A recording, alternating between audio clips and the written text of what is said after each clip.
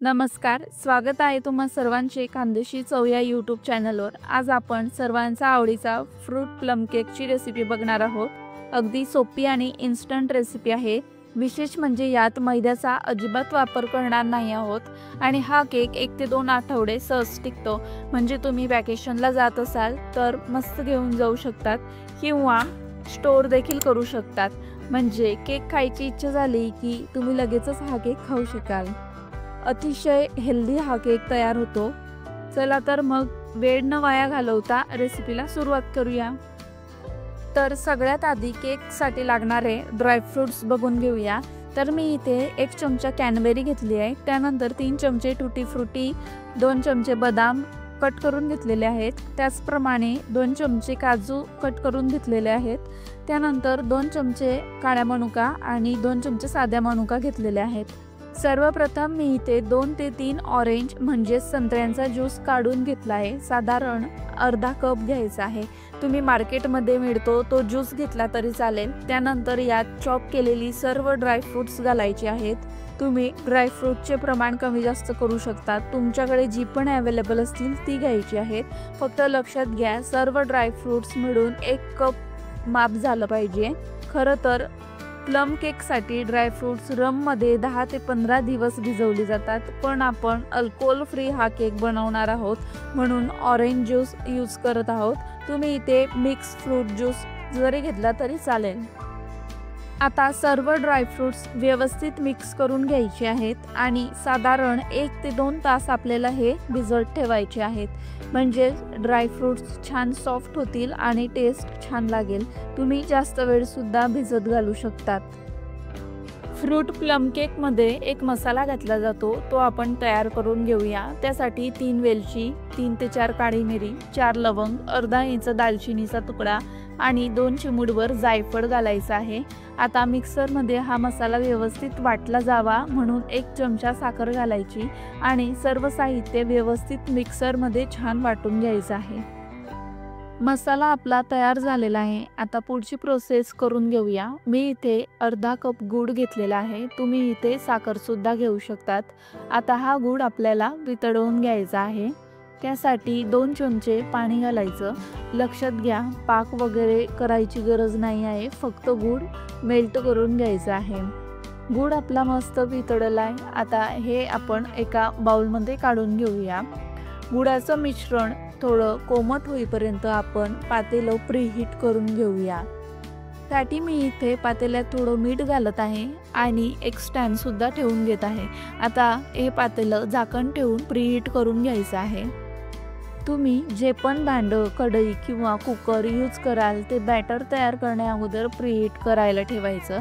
त्यानंतर मी इथे 6 इंचाचा केक टीन घेतलाय। केक भांड्याला चिटकू नये यासाठी बटर पेपर भांड्याच्या आकाराचा कट करून घ्यायचा आणि भांड्याच्या कडेला तेल लावून घ्यायचं, जेणेकरून केक सहज निघेल।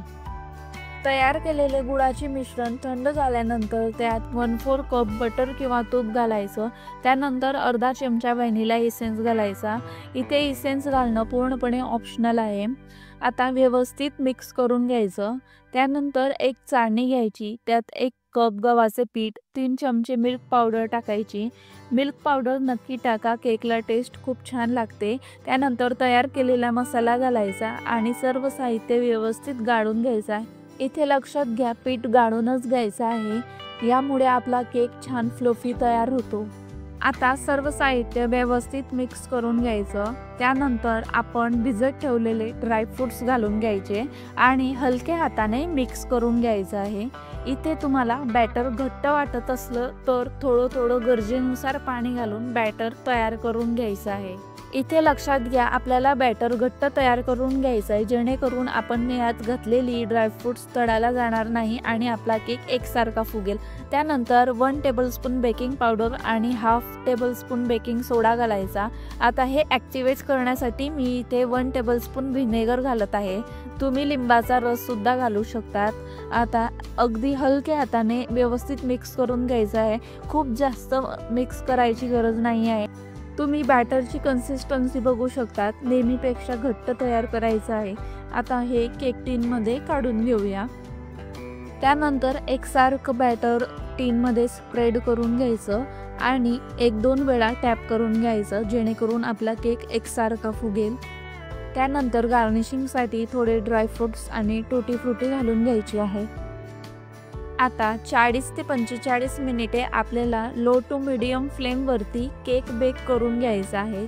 तुम्ही जर ओव्हन यूज करत असाल तर 180 डिग्री सेल्सिअसवरती 40 मिनिटे आपल्याला केक बेक करून घ्यायचा आहे. साधारण 45 मिनिटे झालेली आहेत. आपला केक बेक झाला आहे की नाही चेक करूया. बघू शकतात सुरी सहज निघाली, सुरीला बॅटर चिटकलेले नाही, म्हणजे आपला केक मस्त बेक झालेला आहे. आता आपण काढून घेऊया. केक संपूर्ण थंड झाल्यानंतरच आपल्याला केक टीनमधून काढून घ्यायचा आहे. जर गरम गरम काढला तर केक तुटण्याची शक्यता असते. तुम्ही बघू शकतात आपला केक अगदी सहज निघालेला आहे. बटर पेपर यूज केल्याने केक भांड्याला चिटकत नाही, सहज निघतो. बघू शकतात अगदी एकसारखा बेक झालेला आहे आणि खूप स्पॉन्जसुद्धा झालेला आहे. आता मी तुम्हाला केक कटसुद्धा करून दाखवते. तुम्ही बघू शकतात अगदी एकसारखा आपला केक बेक झालेला आहे. जाळी देखील छान आलेली आहे आणि रंग देखील सुरेख आलेला आहे. अतिशय पौष्टिक असा हा आपला केक तयार झालेला आहे. यात मैद्याचा अजिबात वापर केलेला नाही आहे. लहान मुलांना तुम्ही सहज हा केक देऊ शकतात आणि न्यू इयरसुद्धा येत आहे, तर मंडळी हा केक तुम्ही नक्की करून बघा आणि रेसिपी तुम्हाला कशी वाटली मला कमेंटमध्ये नक्की सांगा. तुमच्या मित्रमंडळींना शेअर करा. धन्यवाद.